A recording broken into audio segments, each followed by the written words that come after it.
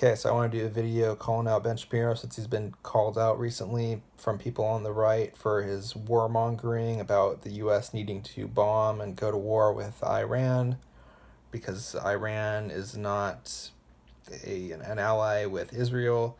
It was called out by Paul Joseph Watson and called out by Tucker Carlson on the Red Elephants Vincent James channel that did a video talking about it. But even before then, he was full of shit on many issues. Okay, back when Obama was serving a second term, he claimed that Obama was not a pro-Israel president. The reality is he had mixed feelings that were brought up on Israel. He made pro-Israel people unhappy, and he made anti-Israel people unhappy.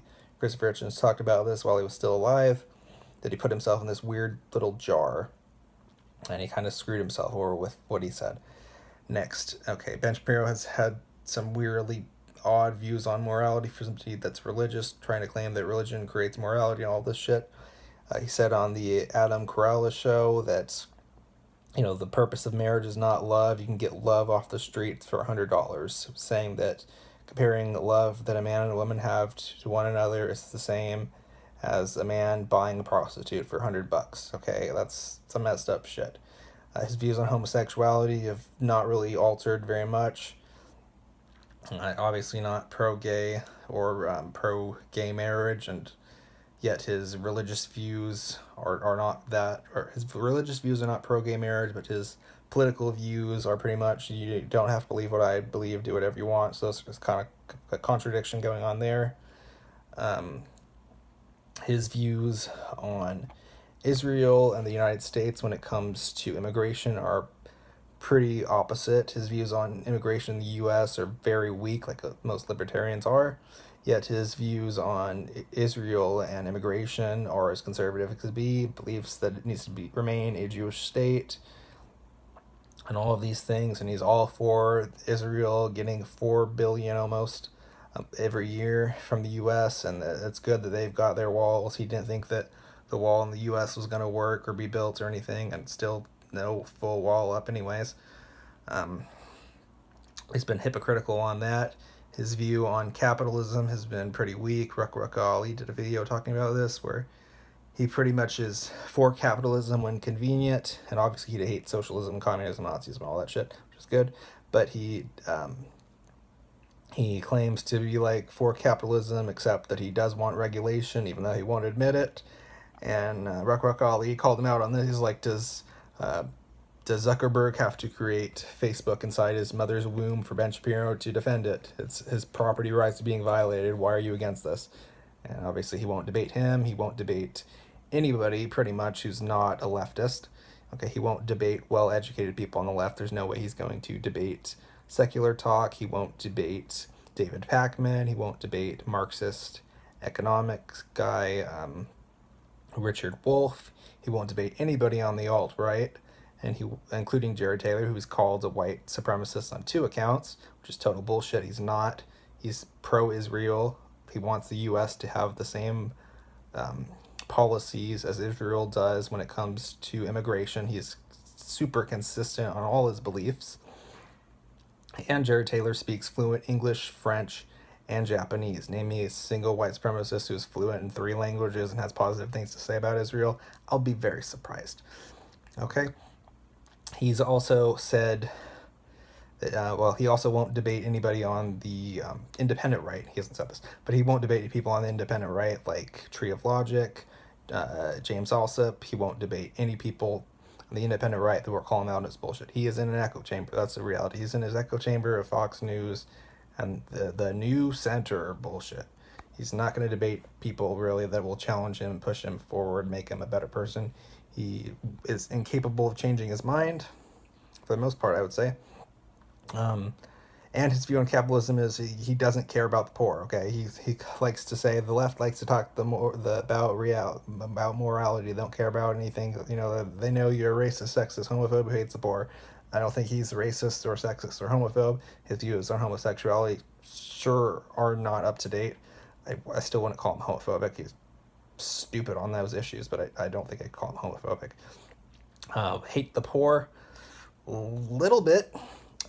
Yeah, because Tucker Carlson called him out on some bullshit where, what happens when trucker jobs get automated and all these different jobs, retailer jobs get automated by machines. All these people are out of work. Ben Shapiro takes the view that this is a positive thing for the country, and these people will find other jobs and things. And Tucker Carlson's like, dude, no, that's not going to happen. And these people aren't going to, they're not going to find other jobs that are going to pay them as much. You're fucking them over. So yeah, I don't think Ben Shapiro cares about the poor, okay? He does not care about the poor. He made it pretty clear in that video. So calling him out on that. I've been critical of climate change, but his views on climate change have been really stupid. You know, pretty much like if there's flooding or something going on, people will just move. That's stupid. That doesn't change anything going on in weather conditions at all. Just moving because you got your house got flooded. Just move. Nobody wants to buy a flooded house, or moving because it's too hot somewhere. And it's weird that he decides to live in a blue state like California when he claims to be right wing. Why the hell would you want to live in California when you're as wealthy as he is, instead of moving over somewhere that's conservative, or just moving to Israel, which was probably would be best for him and his family anyways. Or he'd actually be proud of his country. So he has conflated views on that. Yeah, he won't debate people. He's afraid of debating people. That's pretty clear. I don't know. I don't know why people have held him up before on this pedestal of, oh, he's so great and so smart. He doesn't have any original ideas anyways, okay? A lot of his economic issues that he's talked about have just been a lot of repeat things that Milton Friedman had said. There's nothing new that he's said on economists and economic issues that Milton Friedman hasn't said before, and I like Milton Friedman quite a bit more than Ben Shapiro. And, you know, on social issues, I mean, standard conservative social issues, there's nothing really edgy. He doesn't bring anything new to the table that's like, oh, well, it's so cool. And he's just in his echo chamber, like a lot of conservatives and a lot of the middle people are. And he's poor with language. I don't think I said this part yet. But he doesn't know what altruism means, which is weird for somebody who's gone to college at Harvard. Altruism means self-sacrifice. And when you take that to the most extreme, you end up with Nazi Germany, or you end up with communist Russia. And he likes to claim that altruism is forced capitalism is what altruism is. Those are polar opposites, dude. This doesn't make any sense. And he won't debate any objectivists, obviously. He's just too afraid to debate people because he likes being in his echo chamber. That's his safe space. He's gotten triggered before about a joke. Okay, some woman made some joke about an abortion and he did a response video. Is like, about the woman made some joke about abortion. Don't knock it till you try it. And then when you do try it, really knock it.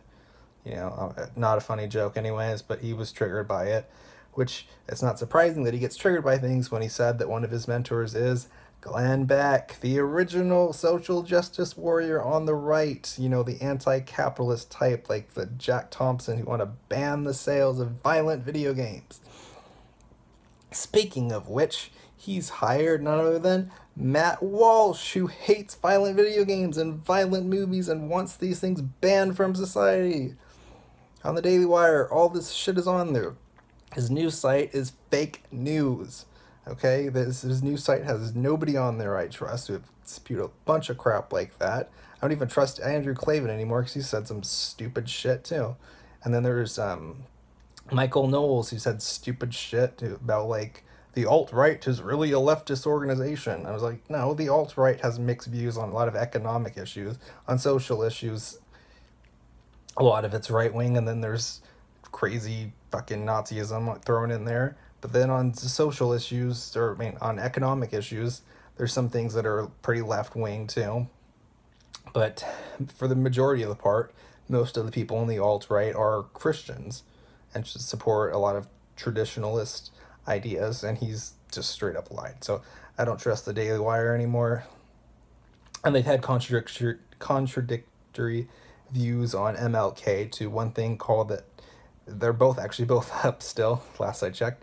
One page on Daily Wire said that MLK was a Republican. Another said that he wasn't. So which is it, Ben? Okay, for some guy who says facts don't care about your feelings, you sure put a lot of feelings before your facts.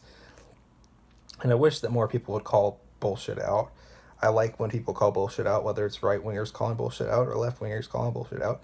Bullshit needs to be called out, period. If we don't call out our own side, we have no right to call out the other side. And I think that that's everything I wanted to talk about in this.